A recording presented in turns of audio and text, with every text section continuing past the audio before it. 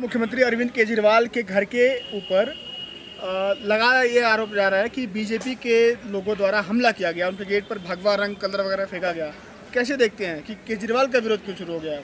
देखिए, सबसे बड़े तो महाभारत के धृतराष्ट्र वही हैं जो मौजूदा में आप बताइए, जब कश्मीर मुद्दा शांत हो रहा है, कश्मीर मुद्दा भारतीय जनता पार्टी क्या चाह रही है कि देश में धार्मिक मुद्दे उछलते रहेंगे तो भारतीय जनता पार्टी के खिलाफ ना महंगाई की बात हो पाएगी, ना बेरोजगारी की बात हो पाएगी, ना शिक्षा की बात हो जाएगी। ये जो मामला है पूरा, इससे पहले भी आपने देखा होगा, शाही फेंकी गई, थप्पड़ मारे गए।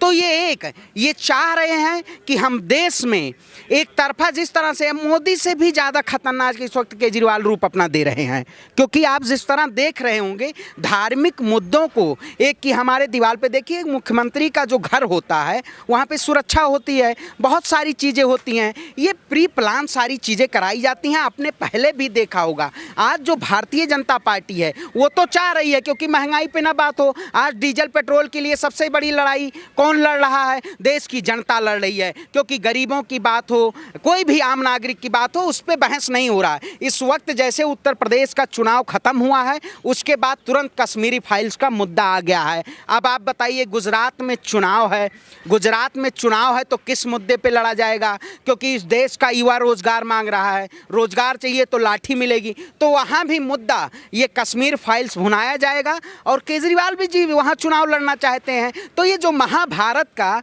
अर्जुन, भीम, कर्ण और ये जो सब लोग इसमें लगे हुए हैं, एक धर्म युद्ध कर रहे हैं और जनता का खून चूसने का काम कर रहे हैं। ये धर्म युद्ध में धर्म को ही खतरनाक बनाते जा रहे हैं। ये चाहे कोई भी बातें हों, जिस तरह से ये निकल के आया है कि हत्या किया जा रहा है, हत्या की साजिश की गई है, ये पूर्णतः एक प्रोपोगेंडा और एक साजिश है। इस साजिश के तहत जनता में फिर वही द्वेष भावनाएं आएंगी। देखिए, मैं भी एक ब्राह्मण हूँ, कश्मीरी पंडित के साथ जो हुआ जनवरी 1990 में, वो जो रात थी वो भयानक रात थी, उसको मैं भी नहीं भूल सकता हूँ। लेकिन क्या इस देश में मूवी के जरिए हम इतिहास पढ़ेंगे या इतिहास को किताब के जरिए के जानेंगे?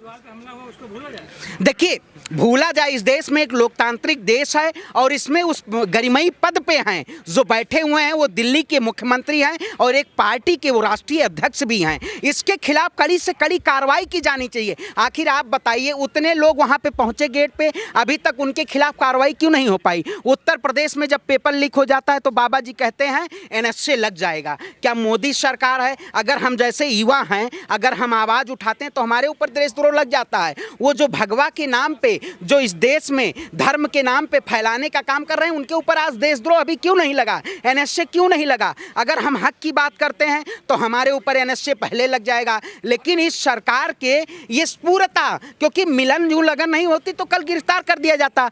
तेजस्वी सूर्या को ट्विटर पे कहा जा रहा है भाजपा का गुंडा, तो भारतीय जनता पार्टी जब पूरी गुंडी है तो इसमें गुंडों का ही पलायन होगा ना। जो व्यक्ति बात करता है, खून से याद आया, आपने कहा कि हत्या हो जाएगी, खून हो जाएगा।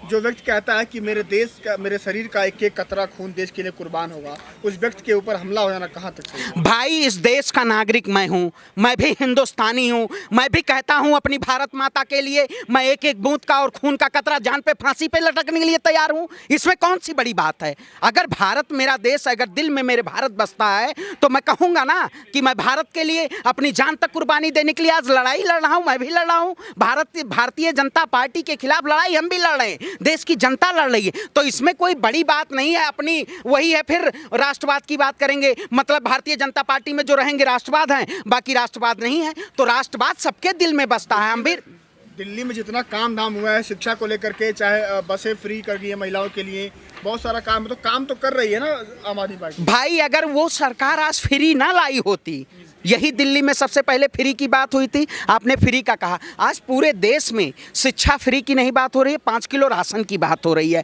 राशन पे ही मुद्दा आ जाता है, क्योंकि भारतीय जनता पार्टी अगर IIT बनाई होती, एम्स बनाई होती, कुछ भी बना होता तो वहाँ पे बात होती, लेकिन सिर्फ धार्मिक मुद्दों पे। एक बात ये है कि बीजेपी के दिल में हिंदुस्तान बसे तो ठीक, लेकिन केजरीवाल के दिल में बसे तो दुख क्यों हो रहा है? देखिए, कहते नहीं है कि अगर बीजेपी में आप हो तो आप ही, लेकिन देखिए दोनों एक ही सिक्के के उछालोगे। वो शोले वाली मूवी देखी है आपने? दोनों तरफ टेल ही टेल होता है, तो वो टेल ही टेल है।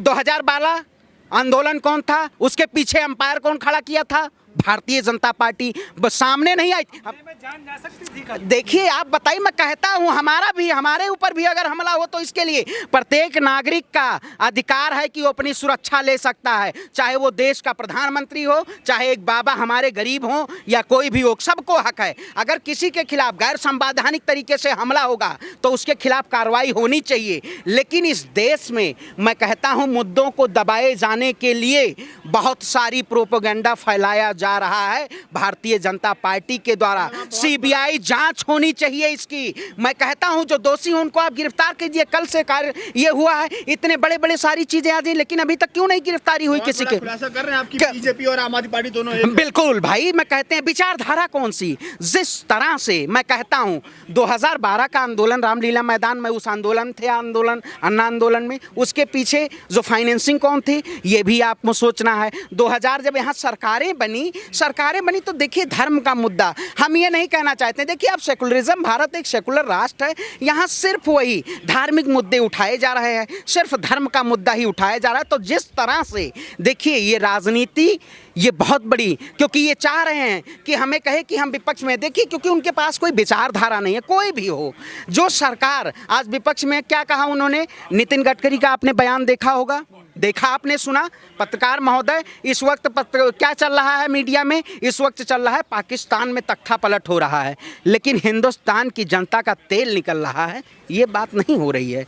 तो ये समझना बहुत ज़रूरी है, ये जनता को समझना बहुत ज़रूरी है कि आप 3 लोग हैं। ये मत समझिए कि हम आपको मान लिए हैं तो आप हमारे लिए दुश्मन नहीं हैं, आप ही हमारे हैं। तो ये एक सिक्के के 2 पहलू हैं, समझना बहुत ज़रूरी है। आने वाले समय में ये बहुत खतरनाक हो जाएगा। और महाभारत की जो मूवी है, लोग कहते हैं ना कि घर में महाभारत नहीं देखना चाहिए, तो इस देश में महाभारत हो रहा है, हम कैसे देख सकते हैं? हम महाभारत होने नहीं देंगे। हम आवाज़ सच के लिए उठाए हैं, वो चाहे कोई भी सरकार हो। और जो ये गुनाह किया है, जो एक मुख्यमंत्री संवैधानिक पद पर बैठे हुए हैं, उनके खिलाफ जो ऐसा षड्यंत्र रचा गया है, इसकी सीबीआई जांच होनी चाहिए। और मोदी सरकार कहती है एनएसए और देशद्रोह उनके ऊपर लगता है, यूएपीए के थ्रू उनके ऊपर देशद्रोह लगना चाहिए। क्या इस देश में सिर्फ मुसलमानों के ऊपर यूएपीए लगता है? ये भी जान लीजिएगा।